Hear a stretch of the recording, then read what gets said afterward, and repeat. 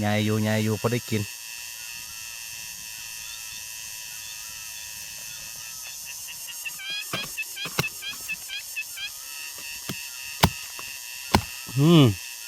โอ้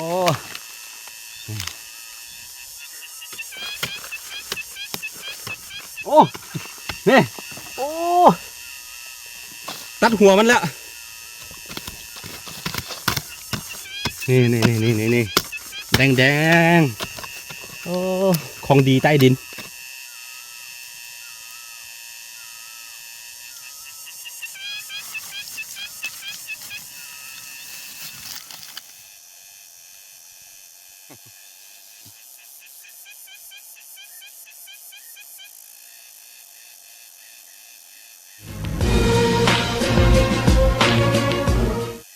สบายดีแล้วก็สวัสดีทุกคนยินดีต้อนรับเข้าสู่ช่องอาคาน้อยกลับมาอีกแล้วหลังจากที่ห่างหายไปนานเฮาสิกลับมาอยู่ป่าคือเก่าเนาะตอนนี้เฮาสิไปขุดนอใต้ดินเด้อเนาะจะเป็นฤดูขุดนอใต้ดินกันแล้วถ้าเป็นบ่อนอื่นเนาะ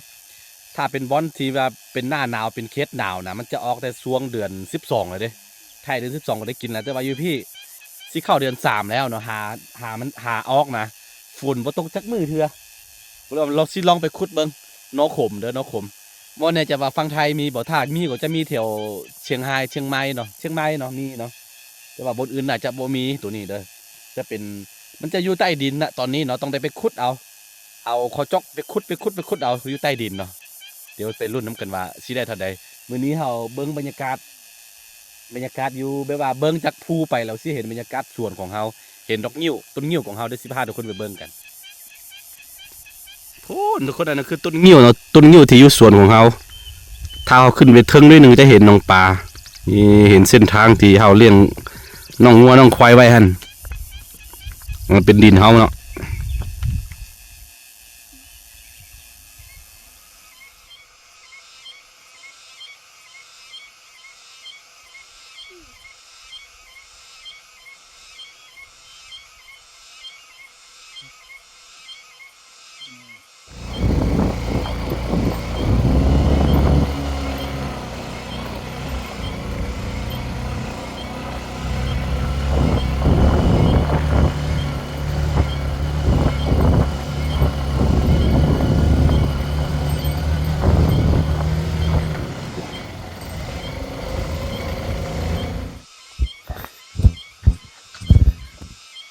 คือในระหว่างเฮามาหาขุดนอมาหาของปลาเฮาก็สิมาเบิ่งน้องงัวน้องควายของเฮาไปนํเพราะว่าเอามาปล่อยพี่คู่นึงนะตัวน้องแสงเดือนแสงดาวเนาะมันบ่ตั้งท้องเถื่อก็เลยว่าเฮามาเอาตัวผู้มันอยู่พี่มีอันแบบว่าของชาวบ้านเขาเต็มเนาะงัวควายนะเต็มเลยเนาะเป็นพันๆตัวนะเอามาปล่อยรวมกันอยู่พี่แล้วก็ให้มันมาหาคู่เนาะเพราะว่าตัวนี้ยังบ่มีลูกเถื่อมันน่าจะเป็นตัวนี้นะไปเบิ่งก่อนมีหลายตัวไข่คือกันแมนบ่โอ้ยแมนโอ้ลืมเอาเกลือมาลูกเอ้ยนี่น้องแสงเดือนแสงดาวแล้วก็ยังมีอีกตัวดำพันน่ะมันมีลูกแล้วก็เลยว่าบ่ได้ออกมาพี่แมนบ่เบิ่งแมนแล้วเนาะอันนี้คือของเฮามาโอ้เริ่มละบนในจะว่าตั้งท้องแล้วบ่มีลูกแล้วบ่จักเนาะเพราะว่า2 เดือนแล้ว2 เดือนแล้วที่เฮามาปล่อยอันนี้คือคงอย่างนี้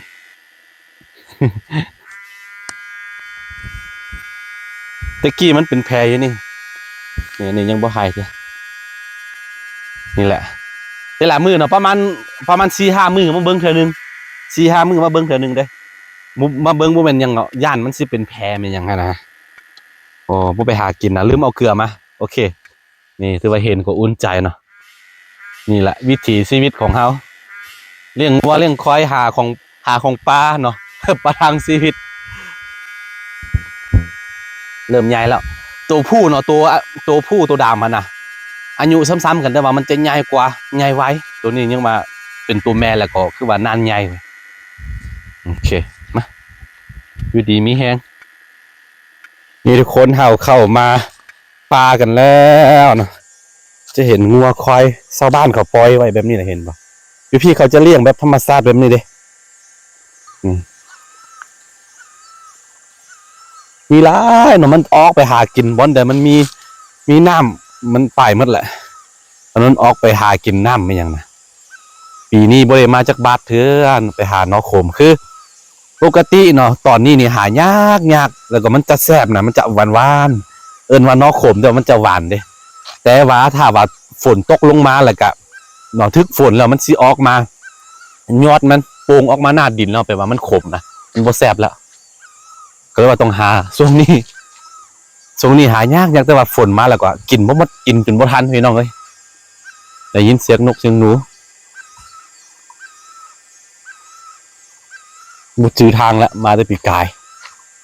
ไปหาทางกัน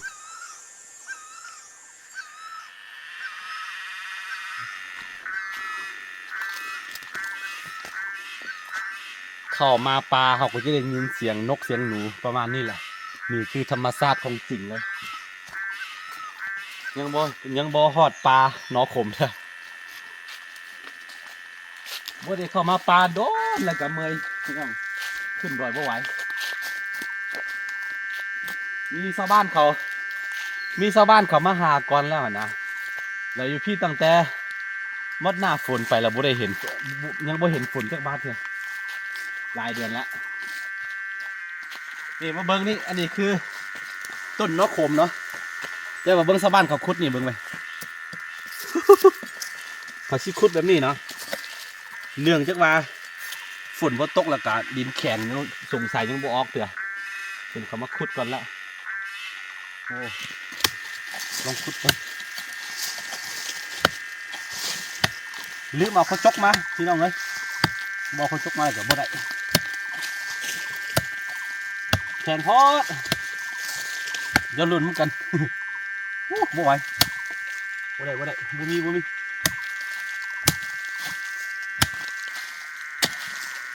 ฝนมาตกดินแข็งบ่ได้กิน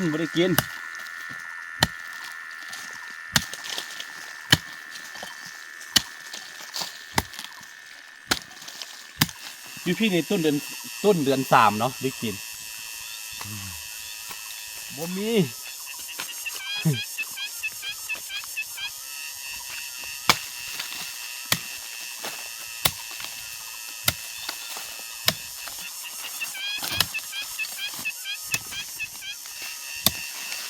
โอ้เห็นอันนึงนี่ตะกล้องมานี่ ดวงแรกเห็นบ่ดวงแรกเลยนี่โอ้สุดยอดพี่น้องมาสิลองขุดเบิ่งมันสิเป็นแบบนี้แหละอ๋อนี่พี่อีกอันนึงเป็นครู ได้กินสองอันนี่มันบ่มีต้นของมันแต่ว่ามันจะออกได้เห็นบ่มันจะออกตามหากของมันนะรากของมันนี่ได้กินดีดักพี่น้องเอ้ยเอาเยอะ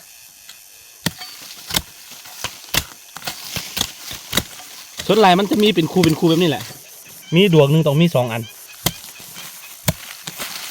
เดี๋ยวหักก่อนได้มาแล้วนึงนี่ ตัวน้อยๆเอาไปแกงใส่น้องส้มพี่น้องเอ้ย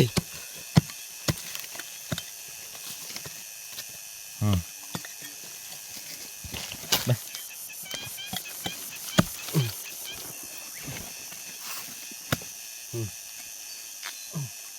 เรียบร้อยได้2 อันของโปรดปีนี้ยังไม่ได้กินสักบาทเถอะเดี๋ยวสิลองชิมมื้อนี้แหละเรียกว่าตู่นี่เนาะ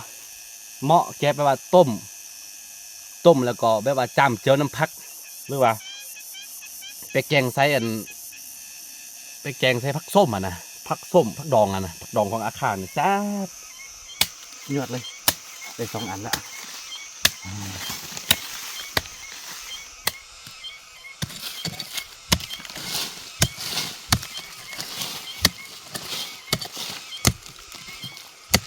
ลืมเอาข้าวจกมาปกติในยามนี้ต้องเอาข้าวจกเนาะ ขุดไปเลิกๆแบบนี้นี่เห็นยากสุด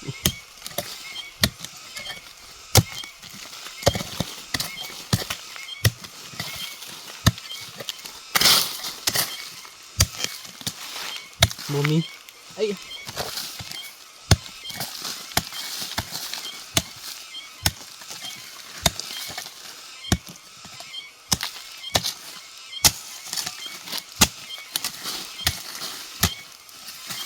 เมื่อยแขนละกลัวที่ได้กินพี่น้องเอ้ย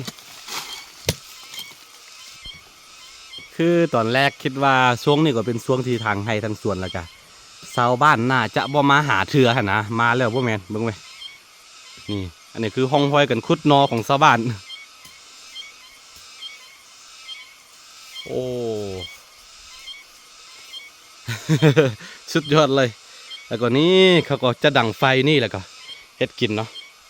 รู้สึกว่ามีขนนกมาอย่างบักหลายๆแล้วก็จีนอกินนี่พี่แหละเดี๋ยวเขาก็จีนอกินนี่โบแน่ใจว่าเขาสิได้รู้บ่โอ้เนื่องจากฝนมันตกแล้วดินแข็งเดี๋ยวลุ้นน้ำกัน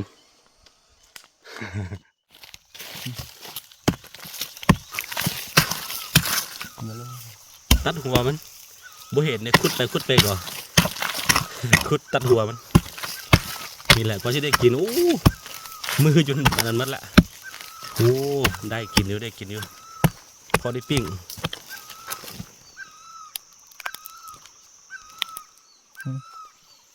ตัดเลยนี่คือสีมือของตะกล้องตัวนี้เป็นเบาแล้วนี่สูงกว่าค่อย โอ้หาไปเรื่อยๆเก็บเล็กเก็บน้อยไปเดี๋ยวก็พอกิน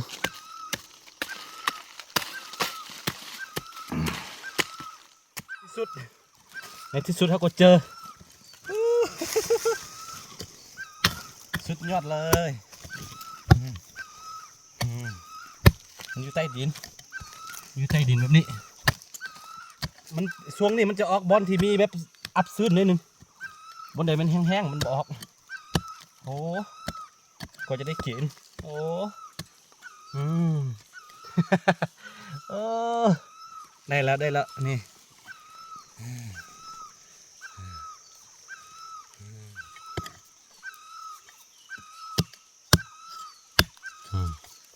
ได้มาแล้ว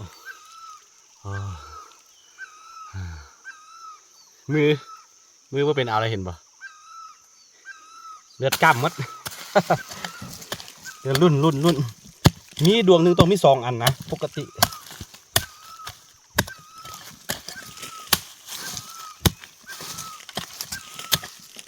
โอ้นี่โอ้ตัดหัวมันละนี่แดงโอ้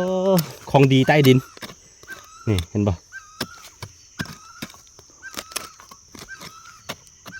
โอ้ของแท้พอที่ได้กินพี่น้อง ใส่แห้งเหมือนกัน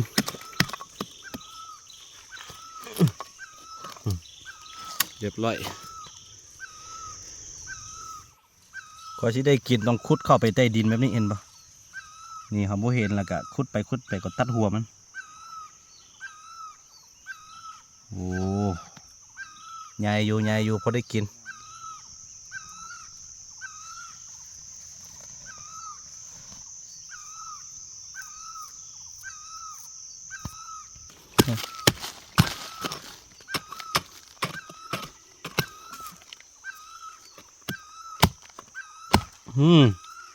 โอ้สุดยอดเลย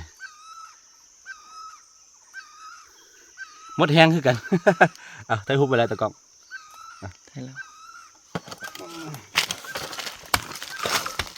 ตัวนี้จนหักแล้วเห็นป่ะ หักเลยบกอามาใส่คอจกบกฟังอามาว่าเอาตัวนี้ไปก็ได้สุดท้ายไม่ได้กินมันอยู่เลิก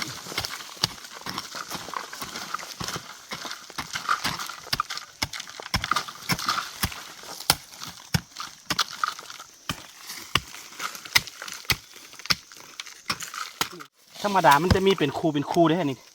มีดวงเดียว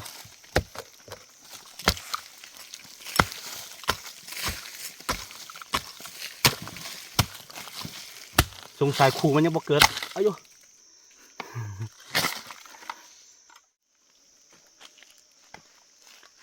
เบิ้งดินเขาเจ้าขุดไหมนี่คือขุดหานอเลยพี่น้อง บ่มีบนขุดเลยเขาขุดหมดแล้วแล้วต้องรอหน้าฝนเอ้ยแห้งบ่มีแล้วเลือดกำมัดมือมัดแรง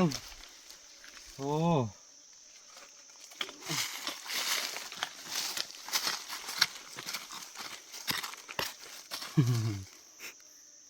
บ่มีบนขุดละ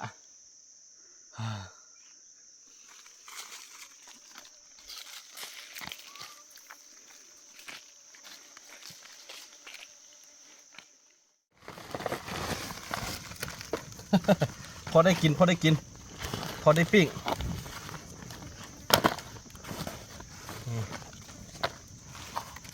มีได้ตัวนี้ขั้นว่าโตซ้ำนี่มดนี่กับโอ้พอกินเลยนี่ก็เรียกว่ามันพอกินก็เรียกว่าต้องไปเอายอดไวมะพร้าวยอดไวพี่มียอดไวหลายแล้ว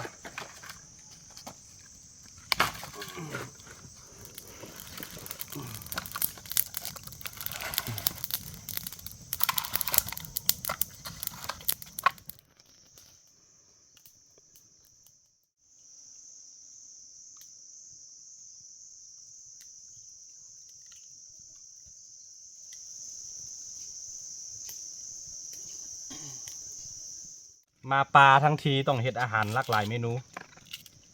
เมนูหยวกกล้วยอ่อนมกกิน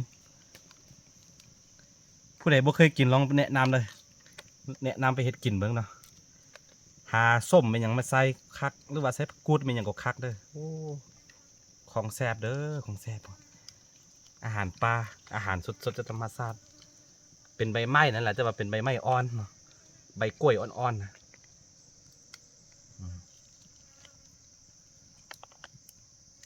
ใส่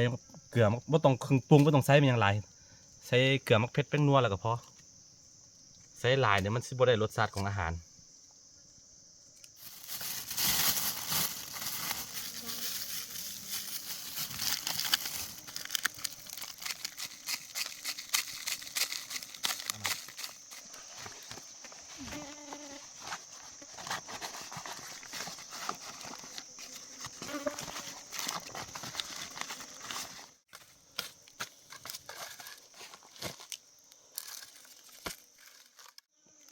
โอเคมาเบิ่งพี่มาเบิ่งเมนูของปลาตอนแรกว่าเขาสิจีนอกินได้ปะตะกล้องว่าเอาไปเฮ็ดกินที่เฮือนเอากินอันนี้เอาเพราะว่าสิเดี๋ยวไปเอาซัวมากินเด้โอ้ของแท้นี่เห็นปะนี่แล้วก็ยอดไว้จำเจียวนี่คืออาหารบ้าน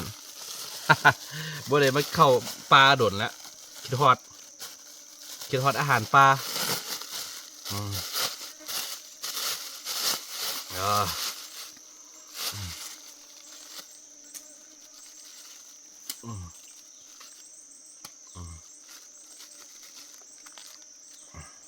มาไปนี่นะกิน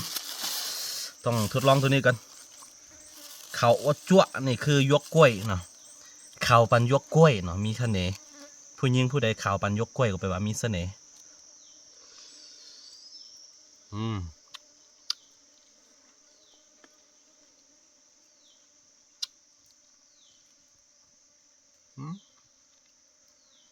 สุด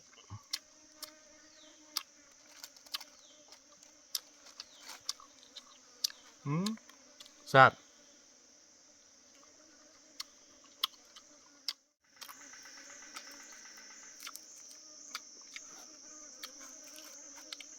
แมงจีนูน แมงจีนูนตอนนี้มันอยู่ใต้ดินมันยังบกขึ้นมาเลยเดี๋ยวหน้าฝนมันจะขึ้นมาอันนั้นต้นไม้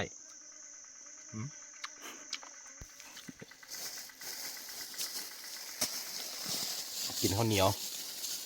กินยูปลากินมีอย่างก็แซ่บนี่คือคนเฒ่าคนแก่เขาบอกกันนะ ช่วงนี้อย่างที่บอกไปจะเป็นช่วงที่ทางไฮทางส่วนนะอยู่ดอยเนาะอยู่เขตดอยคือกันหมดเนาะช่วงนี้ก็จะทางไฮทางส่วนแล้วก็ได้ของปลามาก็มากินอยือนนี่แหละหลังจากที่ทางไฮทางส่วนแล้วเราก็ผู้ชายก็จะเข้าป่าจะล่าสัตว์เนาะผู้หญิงก็จะหาเก็บของปลาของดงกลับไปเฮ็ดกินอยู่บ้านนี่คือวิถีชีวิตที่เขาคุ้นเคยทุกมื้อนี่เขาก็ได้มาย้อนยุค